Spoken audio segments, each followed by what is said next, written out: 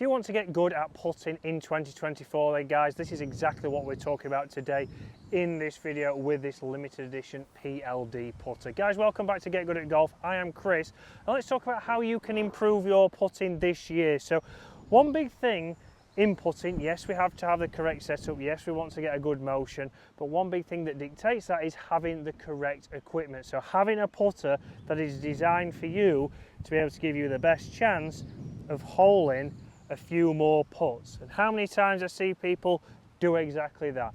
They think they've got the right putter, they've put a good stroke on it, they've set up good, but it hasn't gone anywhere near going in. And what you need to think about, the first thing that I want you to think about when you're looking at a new putter or going for a fitting, guys, is what kind of aim help do you have? So you can see on the back of this putter, we do have this line on the back, which is going to help you get that putter aiming where you want to start with. So obviously, first of all, what we want to do ideally is line your golf ball up so we've got an idea of where that ball is pointing. So we've picked our green reed, we've got it a little bit left, and now I want to make sure that the putter I can get to match up with that line from behind. Once we've got something that aims you a little bit better, the second thing we want is something that is long enough for you. So you think about when you go for a fitting with your driver or your irons, you may potentially get them half an inch shorter, you might get them an inch longer when it comes to driver.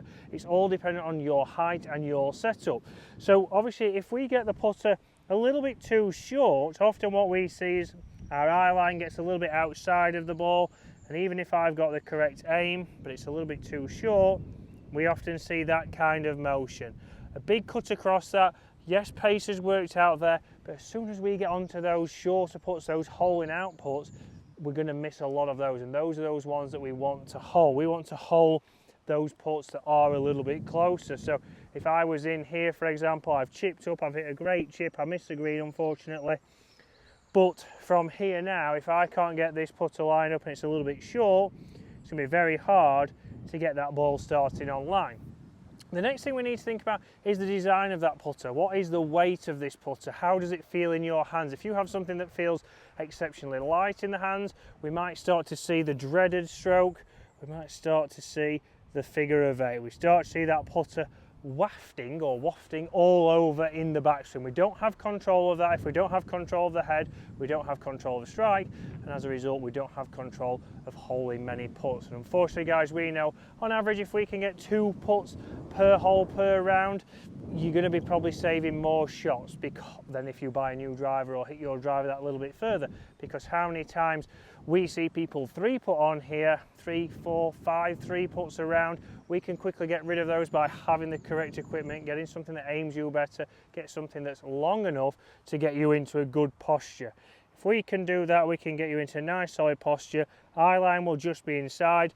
And a good way to see if your putter is long enough and your posture is correct is get into your posture with a spare golf ball in your hand, pop it in front of your left eye and just let that drop. You can see that dropped just inside of the ball right there, so I know my eye line's inside, and what that's going to encourage me to do is get that stroke to work a little bit in on the way through, and you can see there a fantastic roll.